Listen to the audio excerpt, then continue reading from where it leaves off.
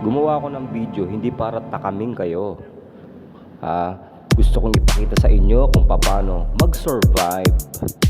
Yan. At para matuto kayo kung paano mag-survive. Magbaon na kayo ng kanin sa trabaho, wala kayong pera, hindi kayo mag-alala.